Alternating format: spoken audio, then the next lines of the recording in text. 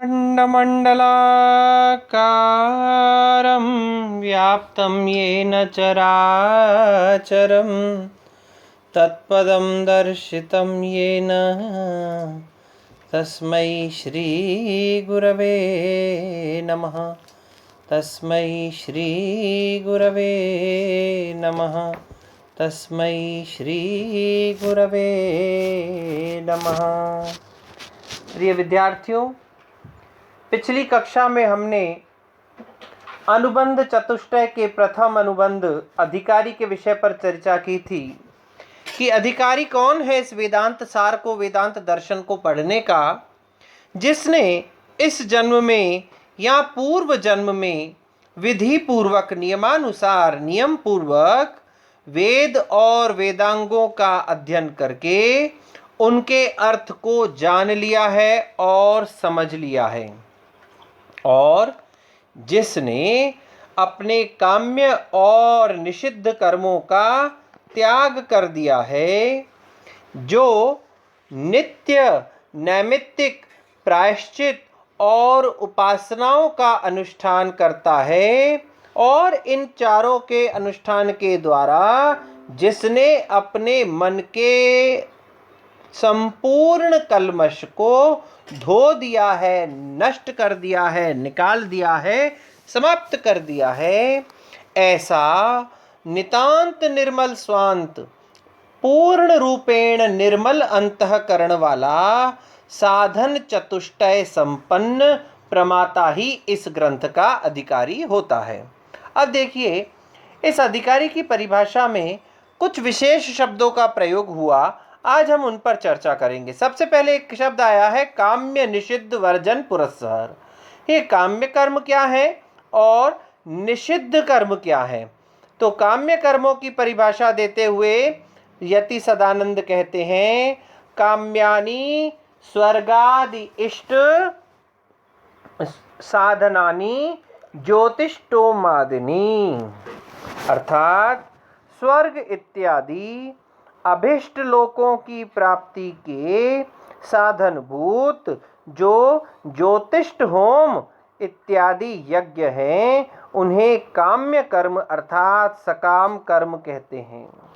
देखिए, वह कर्म जिस कर्म को करने में आपकी कोई कामना छिपी हुई हो, कोई इच्छा छिपी हुई हो कि मैं ये कर्म करूं और मुझे इस फल की प्राप्ति हो, तो उसे काम्य कर्म कहते हैं। जैसे अपने यहाँ वेदों में भी कहा गया है, स्वर्ग कामो यजेत, पुत्र कामो यजेत। जिसको स्वर्ग की कामना है वह यज्ञ करे, जिसको पुत्र चाहिए वह यज्ञ करे। तो किसी भी इष्ट प्रकार के इष्ट साधन की प्राप्ति के लिए जो हम यज्ञ इत्यादि करते हैं, ज्योतिष्टोम इत्यादि करते हैं, उन्हें हम काम्य कर्म कहते हैं। जैसे स्वर्ग इत्यादि की प्राप्ति के लिए जो ज्योतिष्ठ होम इत्यादि यज्ञ किया जाता है, उसे काम्य कर्म कहा जाता है। अर्थात जिस कर्म में हमारी कोई कामना, कोई इच्छा छिपी हुई हो। फिर क्या कहा?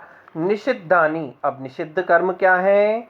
नरकादि अनिष्ट साधनानि ब्राह्मण हननादिनी। अब निषिद्ध कर्म क्या है?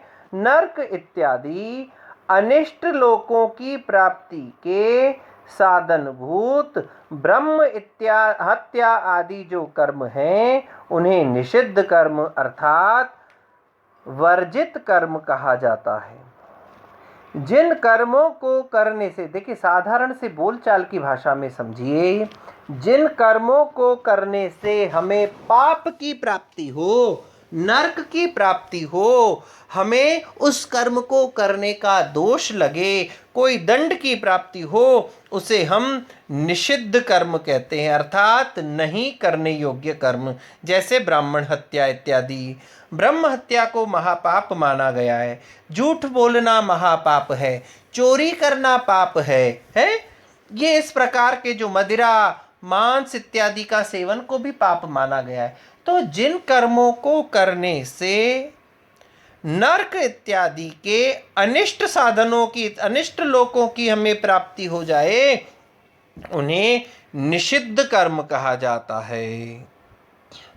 फिर क्या कहा, नित्य नैमित्तिक प्रायश्चित उपासना अनुष्ठानेन। ये 4 कर्मों के विषय में कहा गया, नित्य नैमित्तिक प्रायश्चित उपासना। और हाँ, अब सबसे पहले हम नित्य कर्म को देखेंगे। नित्यानि अकरणे प्रत्यवसाय साधनानि संध्या वंदनादिनी। वे कर्म नित्य कर्म हैं। कौन से कर्म? जिन कर्मों के न करने पर प्रत्यवाय अर्थात पाप की प्राप्ति होती है, जो पाप का साधन बन जाते हैं, जिनको न करने से ऐसे संध्या वंदन और पंच महायज्ञ इत्यादि क्या हैं? नित्य कर्म कहे जाते हैं, अवश्य करणीय। ध्यान दीजिए, एक हमारे नित्य कर्म होते हैं, अर्थात जो हमें प्रतिदिन करने हैं। सुबह उठ के संध्या करनी है, मध्याह्नकालीन संध्या करनी है, सायंकालीन संध्या करनी है। 5 महायज्ञ, ब्रह्म यज्ञ, देव यज्ञ, पितृयज्ञ, भूत यज्ञ है, बलिवेश्व देव यज्ञ, इन सब, या अतिथि और नृ यज्ञ। बलिवेश्व और भूत देव यज्ञ एक ही है, अतिथि और नृ यज्ञ दूसरा है। तो जिन कर्मों के न करने से हमें क्या हो? पाप की प्राप्ति हो, प्रत्यवाय के साधन हो, उन्हें हम नित्य कर्म कहते हैं। दूसरा देखिए, नैमित्तिक कर्म। नैमित्तिकानि पुत्र जन्म साधनानि जन्मादि अनुबंधिनी जातेष्ट्यादिनी। अब नैमित्तिक कर्म क्या हैं? अर्थात पुत्र जन्म इत्यादि के निमित्त विशेष से संबद्ध जातेष्टि आदि कर्म नैमित्तिक कर्म कहलाते हैं। जैसे क्या कहा कि जिन कर्मों को नित्य नहीं किया जाए, लेकिन किसी विशेष कार्य के होने पर, किसी विशेष अवसर पर, किसी विशेष कर्म पर, किसी विशेष दिवस पर या किसी विशेष प्रयोजन पर अगर उन कर्मों को किया जाए तो उन्हें नैमित्तिक कर्म कहा जाता है। नैमित्तिक कर्म से क्या तात्पर्य? कि जिन विशेष कर्मों को किसी विशेष अवसर पर किया जाए तो उन्हें नैमित्तिक कर्म कहते हैं।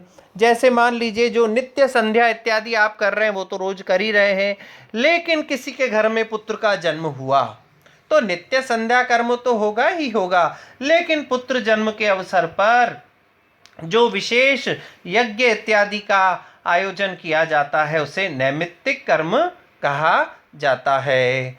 देखिए, होली पर आपने विशेष पूजा की, दीपावली आई आपने विशेष पूजा की, दशहरा आया आपने विशेष पूजा की, घर में बच्चे का जन्म हुआ विशेष पूजा की, मकान का नांगल हुआ, नए मकान में आपने प्रवेश किया, गृह प्रवेश संबंधी एक विशेष यज्ञ अनुष्ठान किया, नवरात्रे आए आपने एक विशेष साधना की। ये सब जो निमित्त के कारण से कर्म किए जाते हैं उनको नैमित्तिक कर्म कहा जाता है। दूसरा के बाद में तीसरा आता है प्रायश्चितानि। प्रायश्चित कर्म किनको कहते हैं? पाप क्षय साधनानि चांद्रायणादिनी। पाप को नष्ट करने के, क्षय करने के साधन भूत चांद्रायण आदि व्रत को प्रायश्चित कर्म कहा जाता है। जैसे आपसे कोई पाप हो गया, कोई आपने गलत काम कर दिया, तो उस पाप के नाश के लिए जिस अनुष्ठान को, जिस व्रत को, जिस तपस्या को, जिस प्रायश्चित कर्म को किया जाता है उसे प्रायश्चित कर्म कहते हैं। जैसे चांद्रायण आदि, ये चांद्रायण व्रत इत्यादि जो व्रत हैं ये प्रायश्चित के साधन है। इसमें क्या होता है, मान लीजिए किसी से कोई अपराध हुआ और उस अपराध के लिए शास्त्रों में, श्रुतियों में, धर्मशास्त्र में अगर चांद्रायण व्रत का, उसको अनुष्ठान करने का, पालन करने का निर्देश दिया गया है तो वह व्यक्ति क्या करेगा?